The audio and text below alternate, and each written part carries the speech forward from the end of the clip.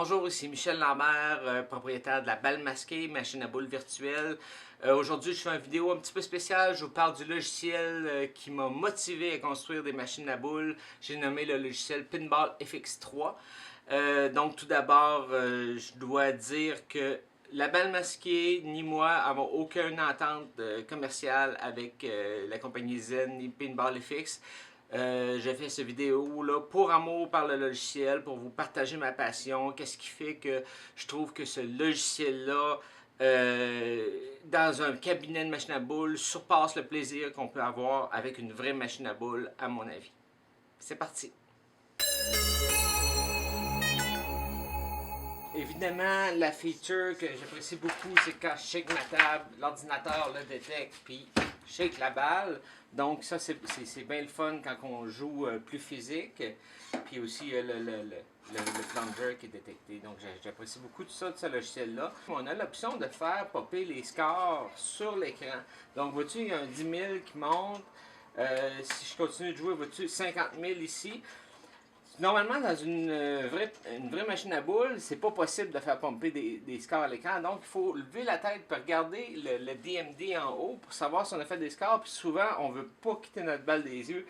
Donc, il faut se fier au cue sonore, savoir si on a fait des scores. Puis c'est difficile de dire, c'est-tu une affaire qui vaut 50 000? C'est-tu une affaire qui vaut 1 million de points?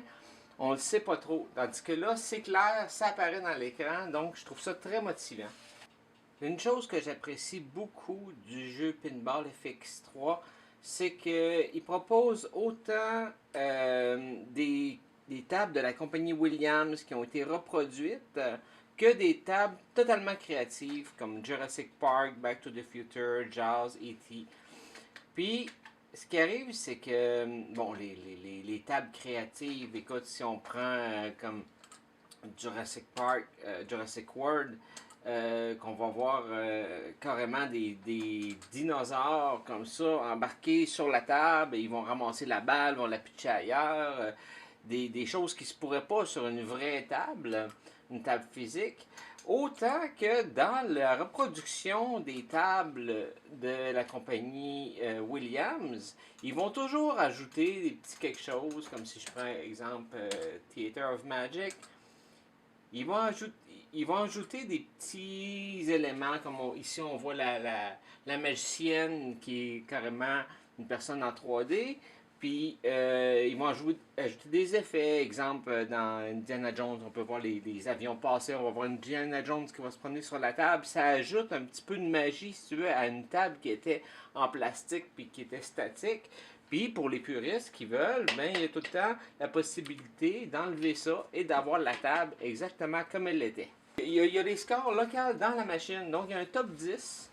Fait que si, mettons, quelqu'un fait quelque chose qui mérite d'être dans le top 10, mais il va lui demander son nom personnel. Donc, Sébastien, il est venu, puis il a fait un score. Donc, l'ordinateur, il a demandé son nom. Donc, c'est pas nécessairement tout le temps juste le user team, la balle masquée. Chaque personne qui passe chez vous, qui va jouer, va pouvoir avoir son nom dans le top 10. La façon de jouer qui est hot seat, c'est-à-dire que c'est un jeu 3 balles, mais on alterne, chacun fait sa balle, après ça, chacun fait sa deuxième balle, après ça, chacun fait sa troisième balle. Par contre, il y a d'autres façons de jouer qui n'existent pas dans les vraies machines à boules.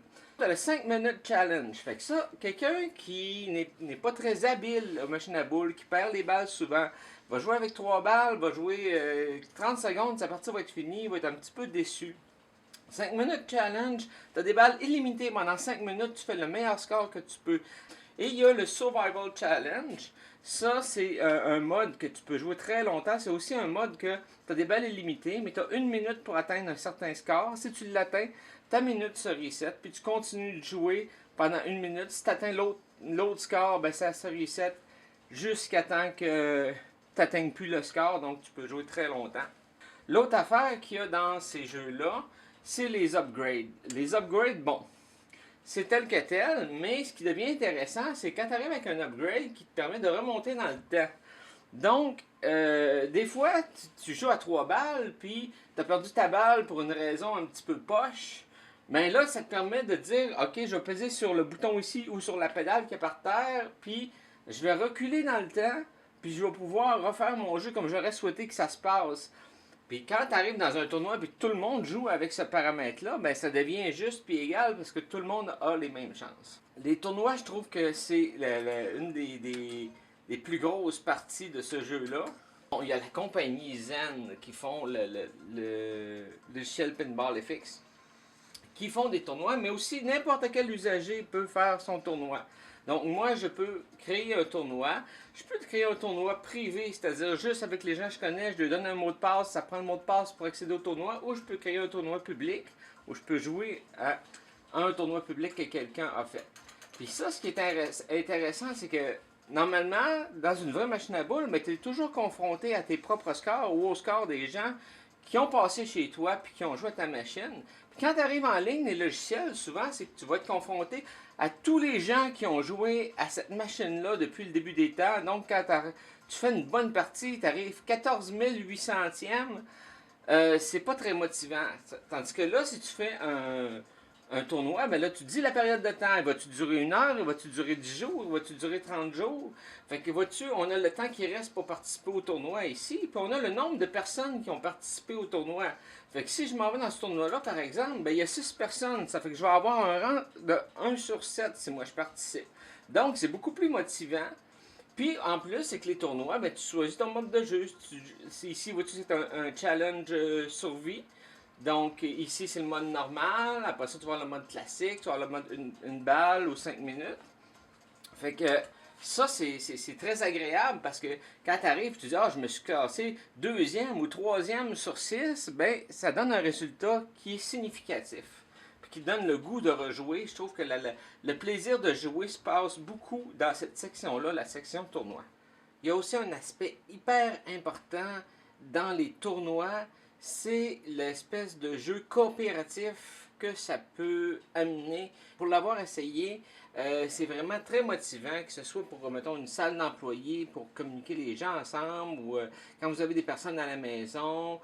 C'est que plutôt que jouer un contre l'autre, vu quand tu arrives dans les tournois, ben, c'est pas chaque individu, c'est le nom du user Steam. Donc, si moi je joue et j'arrive 6e, ben là, le deuxième joueur essaye de faire monter le score de l'équipe. Donc, on devient l'équipe la balle masquée. Puis chacun, à tour de rôle, essaye de faire monter le score de la balle masquée parmi les autres personnes qui participent au tournoi. Donc, ça devient comme un défi commun. Puis ça, je trouve que ça amène une dynamique très, très intéressante, surtout quand il y a des personnes qui sont moins bonnes, qui n'aiment pas ça jouer en mode compétitif parce qu'ils se sentent poches. Ben là, on travaille en équipe. Donc, si tu fais un moins bon score, c'est pas grave, on retient tout le temps le meilleur. Fait que ça, c'est vraiment intéressant. Le jeu Pinball FX3 est disponible sur la plateforme Steam, tandis que le nouveau Pinball FX est disponible sur la plateforme Epic Games. Les jeux sont disponibles sur les plateformes Xbox, PlayStation, Windows. Vous n'êtes pas obligé du tout d'avoir un cabinet pour jouer à ces jeux-là. Je vous encourage même à les essayer sur les plateformes que vous avez. Dans les deux versions, il y a une table sur Epic Games, une table gratuite. Il y a 2 autres tables gratuites sur la plateforme Steam. Donc, puis c'est vraiment des belles tables qui sont données gratuitement.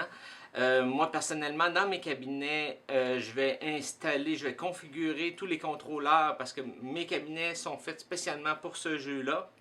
Donc, je vais configurer les contrôleurs, je vais installer le logiciel, mais je ne vends pas les tables. Donc, ça va être à la personne qui achète le cabinet d'acheter elle-même ses tables.